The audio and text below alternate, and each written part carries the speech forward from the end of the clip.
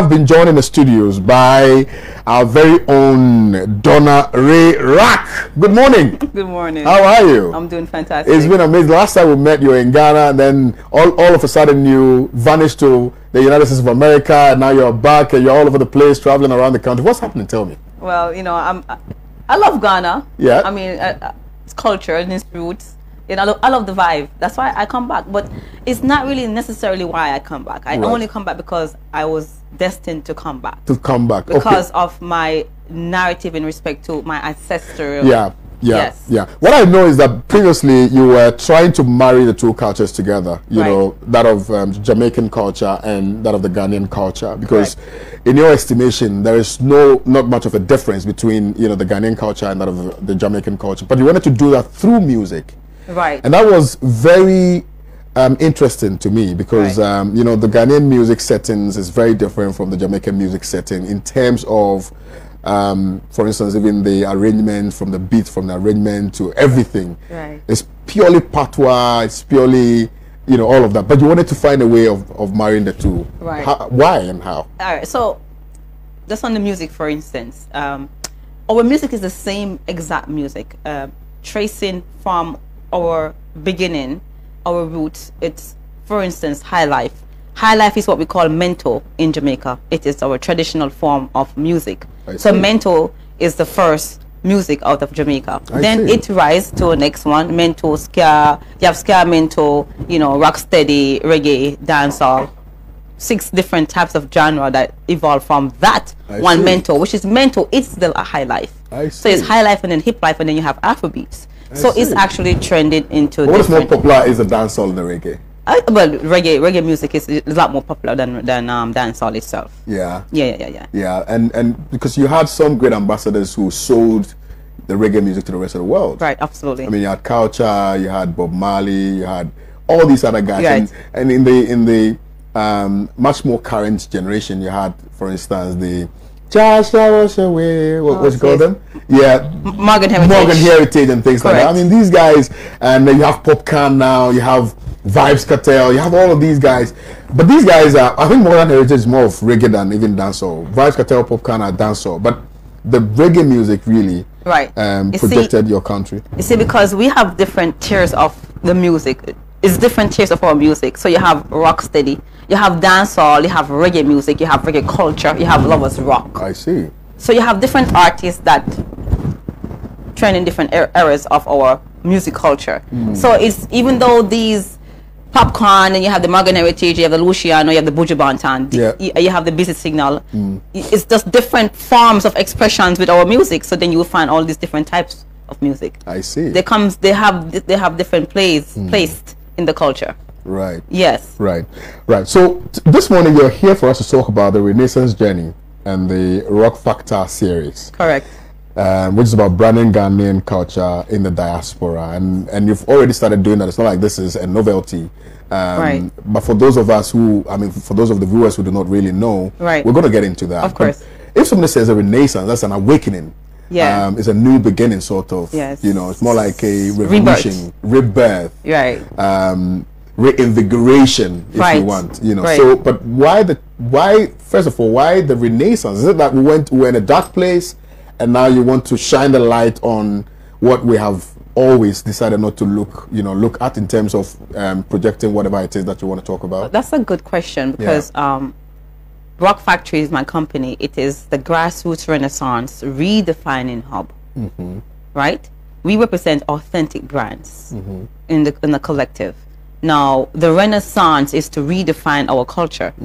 That's what the renaissance is, to rebirth, is to rebrand, to repackage, bring more light to the actual purity of the culture within an aspect of an aesthetics of the culture. And that is what we are focusing on. So that's how the Renaissance is just pretty much grassroots, original, authentic.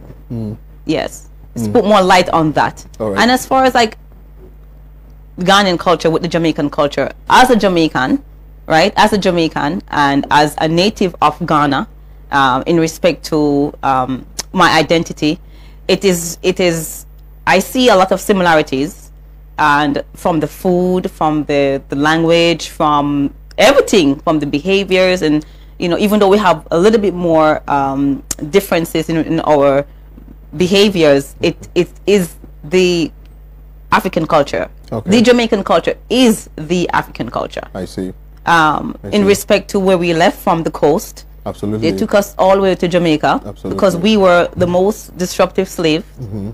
Because we were the rebellions. That's why our music spread so fast, and that's why our culture is so predominantly globally influenced. So what about the Ghanaian culture do you want to project? What is it with the Ghanaian culture? And I can appreciate the fact that culture really has a very important role to play when you're talking about tourism. Right. Because you want to find a way of getting people to come here and appreciate the Ghanaian culture, and perhaps learn a few things and take a few things with them. Right. We've seen people do that in the past, right? Right. But predominantly, what the conversation has always been about is coming to Ghana, going to some of the ancestral homes, going to some of the forts and the castles that have been built, going to some nice places that has some spiritual attachment, you know, to slavery and slave trade and things like that. Right. Sometimes I'm saddened by that. Yes, I can appreciate the fact that we need to go back to our roots and learn from where we started, but also that we have moved from there. You know, yes, the past informs the present, but now we are in the present. We've learned from the past. How do we move from the present to the future? The Renaissance journey. The Renaissance journey. So the Renaissance journey is to project what is now about Africa, changing the negative narratives about Africa. In the diaspora, what do we know about Ghana?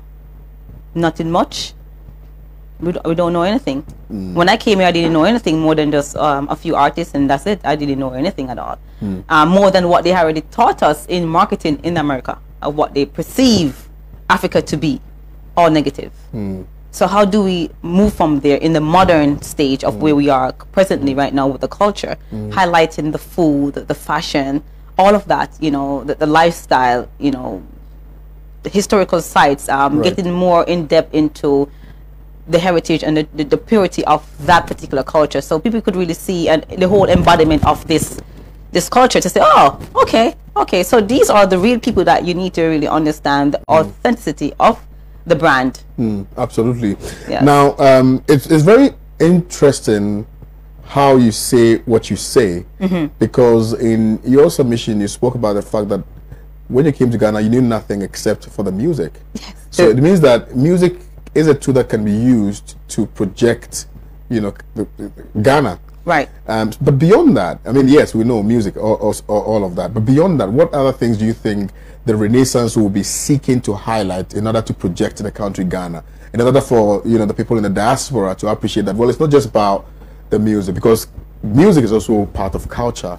There are others who say that yes, we do a little bit of high life and things like that, but predominantly what we're engaged in is not something that finds expression in our historical underpinnings, things that really must define who we are as Ghanaians. So how are you able to bring all of these things out for the benefit of people who want to take advantage of it? Well, like I said, we have to get down into the livity of the Ghanaian culture. Right. So I would spend a day with you, for instance. I say, okay, what kind of food you like to eat? You say, I want to eat. What's the food you eat? Kenke. Kenke. Dokuno. Dokuno. All right. So we will go to the Dokuno. You use corn. Yep. You use corn and you mash it or something like that. Yeah. With the grind it. With the grind it and all these different things. So we will get down to the nitty-gritty of this popular food. This is a traditional food. Yeah. Kente. It's a Ga food. Ga food. It's a traditional. It's a tribe food. Tribe food. It's a tribe food. Yeah, man. Right. So we do that, all of that. Okay. The liberty to get down into the nitty-gritty, to people to really understand. Okay, when I come to Ghana, I will do the about and things like that. What is used? What does it taste like? That? Okay. What does it taste like? My mouth. A little sour. Yeah. My mouth is the communication to the diaspora. Absolutely. Means like whatever I say, it is as gold as what I say Africa is, because my generation, you don't really see us in Africa. Absolutely. So now, because I am here in Ghana and I'm showing this and I'm showing that on Instagram and so forth, it was like, I want to come to Ghana. I want to come to Ghana. Before it's like, no, I'm not going to Africa. No, I'm not. I don't care. I'm not going. That is the negative narrative that our generation. So how do we intend to do that? Our time is fast spent. How do we intend to, you know, go through this journey of Renaissance with you? Yes. How are you going to do that? Are you partnering the ministries? Yes. Are you partnering some individuals? Yes. How are you going to do that? Right. So initially, before I left here in February, I have gotten endorsed by the Minister of Culture and Tourism. And well, that's the reason why I actually came back so fast, and since this whole lockdown, and you know, just to make sure that I do this particular project to deliver that into the diaspora. That's actually why I came back. How am I going to do that? With relevant people that are here. Purity Ghanaians. I will be traveling all the regions to get the culture and the villages and the whole 9 yards, the sceneries, all tourism. So I'm going to be capturing everything from the fashion, the details, the food, the details, the popular foods that we think that the diaspora would love, would highlight those things. Amazing. In the element of the liberty. Amazing, amazing, amazing. Well, I think that we can't wait to journey with you on this path of Renaissance, because obviously we need to find a way of sending the message across, as opposed to allowing people come here and, you know, tell the story from their own perspective. I don't think that, you know, that's the way we want to tell the story from the actual grassroots of the identity of the Ghanaian. So in this regard, we're going to be looking at music, food, clothes, everything, and how we harmonize the Jamaican culture with that of the Ghanaian culture, because we are similar in so much different ways. So we're going to capture all of that. The language. You're gonna eat kenke this morning. You want to try that? I'm going to eat kenke. So you're going to eat kenke with some fish. How do you say kenke in Patois? Kenke, just kenke, yeah. It comes in an accent. It comes in an accent. How do you say it? Kenke. Kenke. Am I saying it right? Yeah. Kenke. Dokuno. Dokuno. Yeah, dokuno. I like that. Dokuno. Thank you very much, Donna Ray Rock. So we've been talking to Donna Ray Rock, who is the CEO of Rock Factory, and she's engaged in a project that we feel is something that can project the continent of Africa, and we all have to work with her in this journey and ensure that we highlight the positives of our culture, and we make sure that we send the best of signals to the rest of the world. Donna Ray is beginning a project to talk about the Renaissance journey and the Rock Factor series, which is about branding Ghanaian culture in the diaspora. Thank you once again. You're welcome. All right, I'm going for this quick commercial break. Don't move a muscle. Stay with me. When I come back, it gets even more exciting on the show. Stay with us.